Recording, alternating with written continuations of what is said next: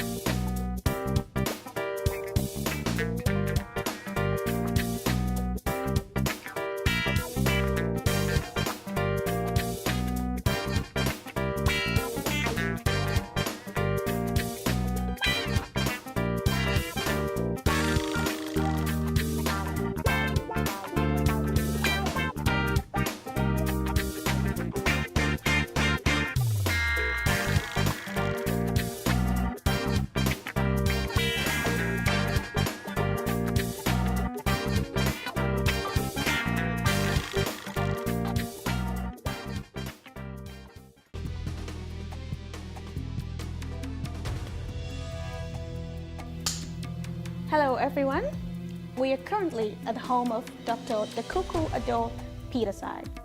He has recently been selected as a flag bearer of the All Progressive Congress for the 2015 general election in River State, Nigeria. We're here to know about him and find out his intent for the people of River State, Nigeria. Stay with us, don't go nowhere. Here he comes. Hello, Doctor. Princess. It's good to see you.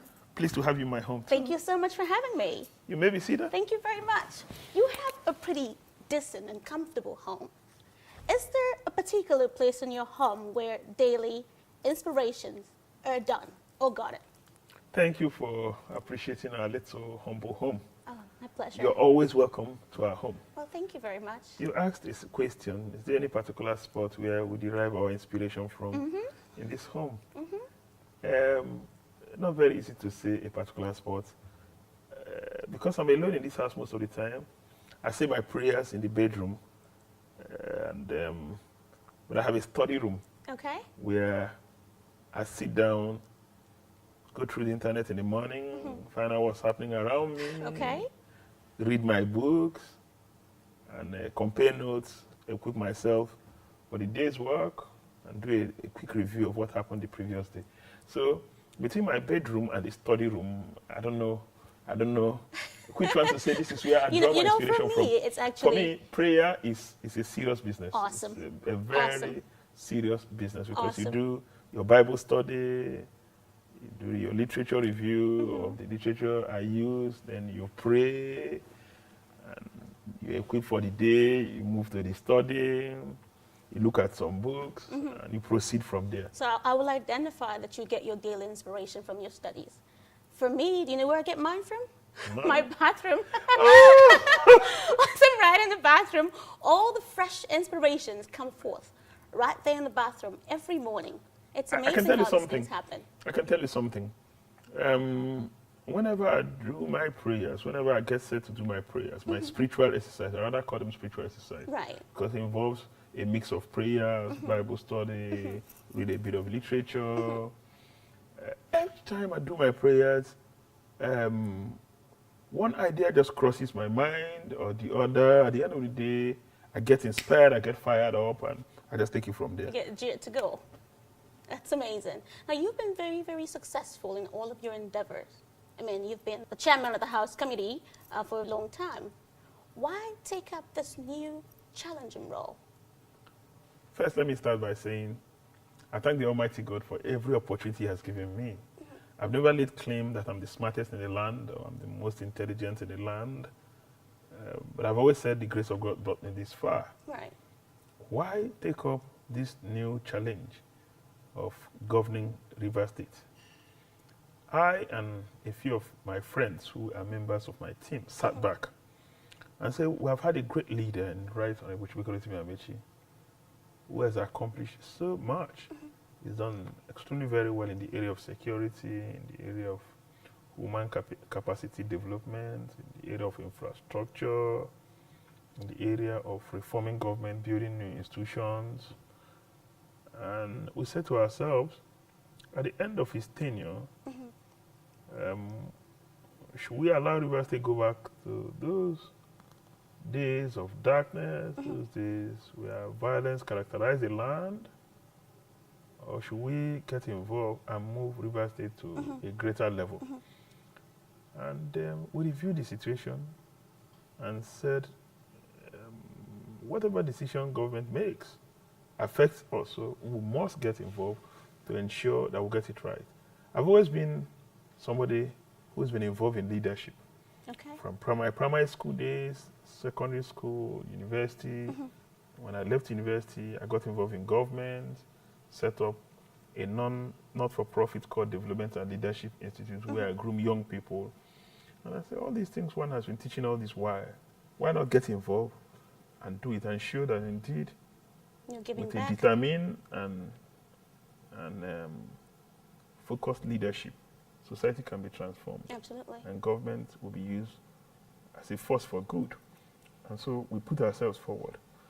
And thank God that the party process selected us as the standard bearer of the party. And so we are involved because we believe that our team can lead Rivers State to its great future, where everybody is secured, where everybody has an opportunity to pursue life's ambition and prosper. And so that's clearly the driving force. We want to lead Rivers State to its great future, where everybody has an opportunity. It was recently announced by Governor Rotimi Amaechi that equity, natural justice, and fair judgment are the salient criteria used in your selection as the now flag bearer of the APC 2015 general election in Rivers State, Nigeria. Did you imagine you'd be chosen? If I want to tell you the truth, I imagined I'll be chosen. Now, I'm happy you're just telling me that that's part of the salient criteria that was used by the leadership of the All Progressive Congress in selecting their candidate, which happens to be my humble self. When I start with members of my team and we're reviewing the situation in Rivers State, we said to ourselves, if equity is going to be a criteria, people from the Rivers West senatorial district of the state had had its turn in Dr. Peterside. People from Rivers East has had their own turn too in the Right Honorable Gov Amaechi. It is my own senatorial district that has not produced a governor before. And if you take it the other way is the fact that if you look at the geopolitical basis, you have the riverine part of the state and the upland part of the state. Right. In the past 16 years, the upland part of the state has been in charge as governors in Dr. Dili and Rotimi Amaechi. And so if you must shift power, then you cannot help but consider the riverine axis of the state. I come from that axis of the state. Okay. But beyond that is the fact that we also needed somebody who has been part of the shared vision of the Right Honorable Rotimi Amaechi.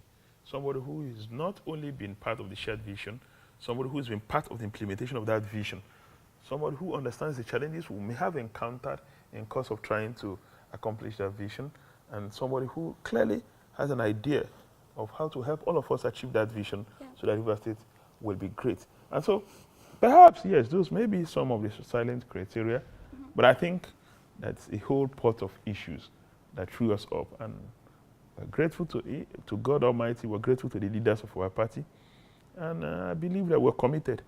We're very focused on what the objective is, to take Rivers State to a greater height, working together with all our people. And we're very sure that with the support of our people, we will accomplish that and indeed take Rivers State to its next level. Speaking of which, you recently mentioned that you will be running on a manifesto already laid by Governor Rotimi Amaechi that seeks to eradicate poverty in River State, Nigeria. How do you intend to have this implemented? I say I will run on the foundation laid by Governor Gov Amaechi. And I often say this, nobody can take away even his worst critics that he's done extremely very well in virtually all sectors of Rivers economy. In the area of security, he put in place a new security architecture, invested in that sector, That's very put evident. together Very evident. security in the area of security infrastructure, training of personnel and all of that, and the results are all over the place for everybody to see. In the area of infrastructure, if you recall what the situation was before he came to power, he's dualized all the major arterial roads in Port Harcourt. He's built a lot of roads. Right. And he initiated the monorail project, a long-term project, but he's done the phase 1 and it's still on. And in the area of water transportation, he acquired some high-end vessels that's supposed to be plying our sea routes, but we also have security challenges, especially piracy in most of our sea routes. He made efforts to get the concession of Port Harcourt International Airport because he understands that it's critical if we want to grow the economy. Aside from that, in the area of human capacity development, he laid the most noble foundation in the area of primary education. He built close to 500 model primary schools that can compete with the best in the world. These primary schools have ICT facilities, they have halls, they have all sorts of facilities, smart boards and all of that. That's something you can't find in many other parts of sub-Saharan Africa. We say we are going to continue in that trend. He's built a number of model secondary schools. One is Ambassador Nekurubo Model Secondary School in Eleme, that's world class. You've got hostel facilities for 1,000 children, 2 per room. You've got good scientific laboratories and instruction rooms, or what you call classrooms. And the learning outcome is showing. The children did exceptionally very well in the last West African school certificate examination. River State, the children who participated from Ambassador Nekurubo Model Secondary School almost made 90%. That's not very common. That's by far above, above national average, that is 30%. So we say we're going to build on the foundation. He's laid critical foundation in primary education. We will now be concerned about content. We'll be concerned about the outcome, the learning outcome of the primary school system. And in the secondary school system, we'll infuse a mixture of vocational, technical and entrepreneurial education so that our children will be groomed for fit for purpose education. Then in terms of tertiary, he's building a new University of Science and Technology. He established the University of Education. We intend to consolidate on all those foundations. So when we talk about foundation, he did the same in primary healthcare. He built world-class primary healthcare facilities. He made a lot of investment and yielding. He's building secondary health facilities. In the area of power, we have a challenge. Has invested in power generation, but there's been also policy changes. You know that power generation now is in the hands of private individuals. Power distribution is in the hands of private individuals. Power transmission, the transmission lines are in the hands of the federal government. Yet we are not where we ought to be. He's laid critical foundation, and for us is to take it to the next level and ensure that Rivers people have 24 hours power. We understand the spiral effect of having 24 hours power on industrialization, on quality of life, and on the growth of the economy. Now, as a potential governor of River State, Nigeria, what would you significantly do differently to better the life of the citizens of River State, Nigeria? Several things will be done differently, but I'd like to point out a few. Okay. I have said here that our focus will be on security and growing the economy. Clearly, that's going to be our focus. Good. Throughout the 4 years, we're going to be governor. And in the area of security, one major reform, we're going to do reform in 3 aspects. Okay. Policy reform, institutional reform, and investment. Okay. In the area of policy reform, we are going to set up what we call River State Security Trust Fund. Now, River State Security Trust Fund will house all our investments in the area of security. Okay.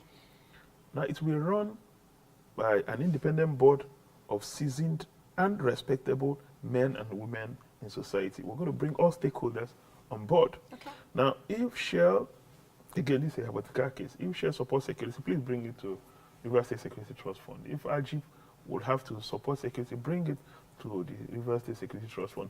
If River State government wants to support security, bring it to the trust fund. Right.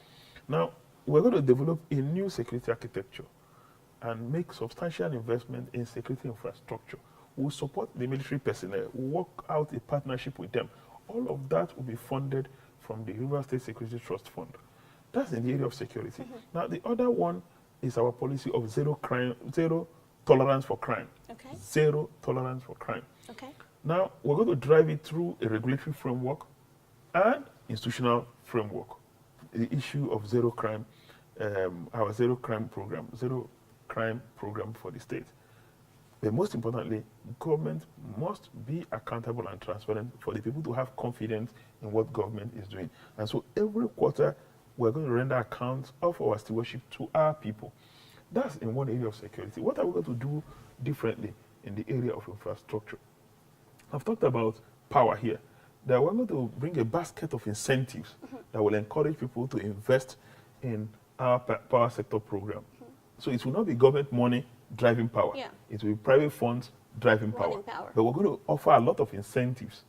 That, again, is something we're going to do differently. One of the incentives we're going to do is what we call a River State Power Fund. And so if you are going to invest in power here, we have certain incentives to give you. First, we're going to offer you free land. If you show clearly that you're ready and you have the capacity to invest in our power program, we offer you free land and give you C of O.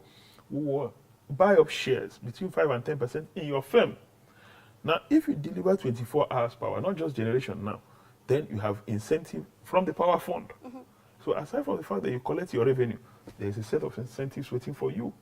Anytime you deliver 24 hours uninterrupted power for 1 year, you already have a package waiting for you. We believe that this and more incentives will drive people. That's in the area of power. In the area of education, we will shift our focus now from education infrastructure. We're going to now look at content infusion. Okay. That's going to be a major shift. Now, we're going to be concerned about learning outcomes, the quality of instruction we give to our children, and their ability to apply themselves to the problem of society. Okay. So we're shifting now from focus on infrastructure to learning outcomes. And we're going to do that through content infusion, training and retraining of our instructors or teachers. Now, in the area of healthcare, so much has been achieved in the area of primary healthcare. But again, the problem we're going to deal with will be access. We're looking at a community health insurance scheme where you just pay a token and you get to enjoy the whole gamut of health services we can offer. So you just don't come to a medical facility, consultation is free. Once it comes to drugs, you pay for this, you pay for that. No. By just subscribing to the community health insurance scheme, you will enjoy the whole value chain of healthcare that is available in our state. And the idea is that the informal sector we brought into our scheme, insurance scheme, for paying little or nothing. And so everybody will be entitled to free and quality medical care. Now, in the area of infrastructure, we're going to evolve more, it's going to be more private sector driven without compromising either standard or value of services the people get. That's one area we're going to be different from what the current regime. Okay. And so, you know, if you notice, globally, so many things are going on. Funds are drying up. The price of crude oil is dropping. Dollar? Of course, it's affecting the entire economy of Nigeria because we're still a monoproduct economy. Yeah. And so we must be very ingenious in the management of our funds. Absolutely. We're going to create what we call a River State Development Funding Strategy, where we bring a mix of private and public sector funds. There are things that we need to fund from public fund. There are things that we need to fund from the private sector fund. There are things we need to fund from a mixture of private and public fund. So in many ways, we're going to do things differently. Times are changing, and so if you're not dynamic, you will die. And so I am very optimistic that we're taking River State to its next great level. River State is certainly going to be great. Now, No iota of doubt. speaking of the private sector, oftentimes people with great initiative find it very difficult or do not have access to the authorities in place to harness their thoughts and ideas to fruition. What would you do to enable this persons who have no access to the authorities come forth and present their initiatives Now, first, for the change that we all desire? Yeah, one major thing I'm going to do is to strengthen institutions. Okay. Everybody must not have access to me. Right. As governor. Right. Now, we currently have a public-private initiative bureau in River State government. Okay. We're going to strengthen it. Okay. So if you have any great idea, you can just approach the PPP bureau headed by the Director General. Okay. In addition to that, we're going to look at other institutions. And the people in place will have the right values set up to accept incoming ideas and not form stringent opposition. No way, no way. We're going to also set up other institutions to monitor what they're doing. Absolutely. To ensure that our public service is effective and delivers service. The public service need to know that it's in competition with the private sector. Now, the reason I asked six doctors, I had mentioned to, on my page that I'm coming here today and I'm having this done with you. And I had several letters from people in diaspora writing to me, wanting to know what access and how this will be made available, that they can come to Nigeria and harness their thought, their values, their initiative with what's on ground and not be turned, here and there, back and forth. I can tell you another. There are several institutions. Okay. Now, there's already a law before the State House of Assembly. Okay. And we're going to fast track that process. Okay. Now, the River State Investment Promotion Commission. Now, it's going to be a one-stop shop for every information you need to invest in River State. Okay. And so it's not about you running from table to table. Right. All agencies you need to talk to will be represented in a one-stop shop in the River State Investment Promotion Commission. So apart from the fact that they're going to supply information about all the investment opportunities in River State, they're going to actually help you facilitate the process to ensure that within 24 hours you get things done. And so for me, the language is institution. The kind of institutions that operate makes a difference between a society that is successful and one that is not successful. So it will not be about individuals. Access to governor or not, it's immaterial. Absolutely. It seems to me like you've had all of this in the works for so long. How long has it been? Mind you, I've been part of the executive arm of government and I've been part of the legislative arm of government. Right. So clearly I understand how government works. And I was part of the Right Honorable Rotimi Amaechi administration. That's government. No one can deny the fact that they bubbled with a lot of ideas and they had a very courageous leader. So I was part of that team. This is phenomenal. Now, sometimes politics can be very mean-spirited, but I've seen you, I've heard about it, and I've seen you, of course, extensively, consult with the people without fears. And I keep wondering, do you have any fears in you when you go and all out for your consultations? In I do. Rural areas, the riverine areas, the bushes? I do. The people, massive? I do. Do you have fears? I do. And what motivates you to go even further with these fears? Now, first, what are my fears? The expectations of the people are quite high. They think that they've been in the woods for some time and they need a government that can transform their areas within 24 hours. There's no such government. That's my greatest fear. There's no such government. I like that you're saying this out here so everyone understands that. And so we're going to appeal to our people. Listen, are we going to transform your area? Are we going to transform the state? The answer is outright yes. Do we need time to do that? Yes. And so all we require is patience, understanding, and cooperation of the people. And it must be brought to existence, as stated. So if that's the only fear I have, do they have faith that we can transform the state? The answer is absolutely yes. Do they believe we have the ideas to transform River State? They do. And that's why I know they will vote for us. We will win the elections. We will sit down and begin to work for them. They're the ones hiring us. No other person is hiring us.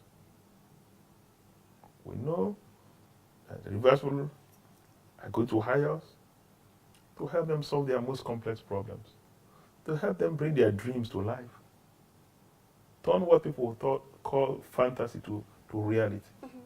And we're equipped to do that, and we're going to do that.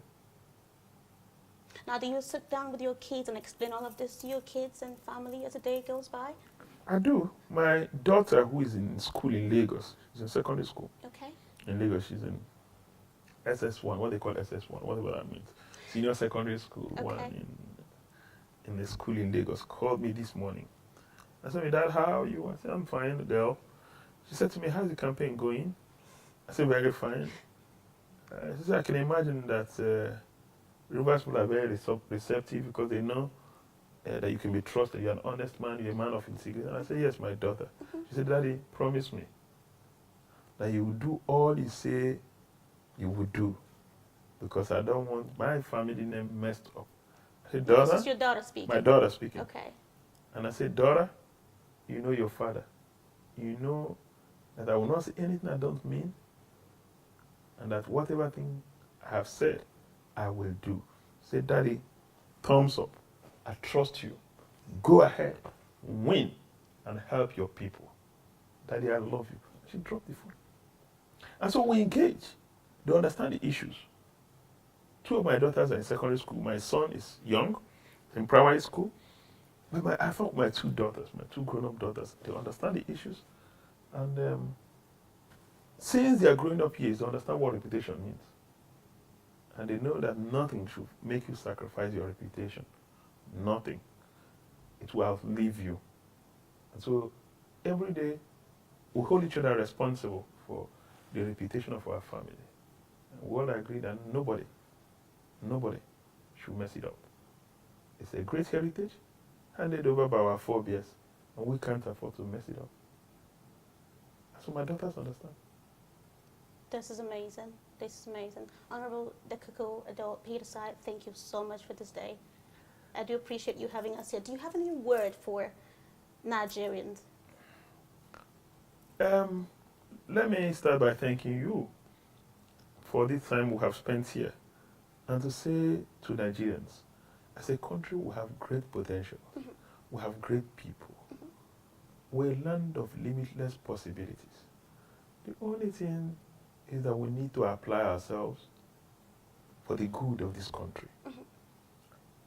As citizens, we know that leadership is critical if we want to leapfrog our development. Let us, with all sense of responsibility, partake in the electoral process and elect leaders who truly mean well for us and who can change our situation. Where we are now is not where we deserve to be. For God's sake, even if it's at the risk of reputation, we need change in our country. Not just change in the faces who occupy government positions. Change in orientation, change in our value system, change in our focus and our vision. We need change. Nobody's happy with the state of things in Nigeria and in Rivers State. Nobody. Africa's got great potentials. Africa is the next big thing that will happen to the world. Same way Nigeria is the greatest potential of Africa waiting to be explored. So why are we not exploring it? We all have a role to play. Let's not hope that anybody will do it for us. We all have a role to play. And I can assure you that God will bless our effort. No out of doubt. I'm an incurable optimist if you like. God will bless our effort. And we're going to be great again. This is amazing. Really amazing. Now, just one last question. Is there anything that you and your wife do differently aside from praying for fun?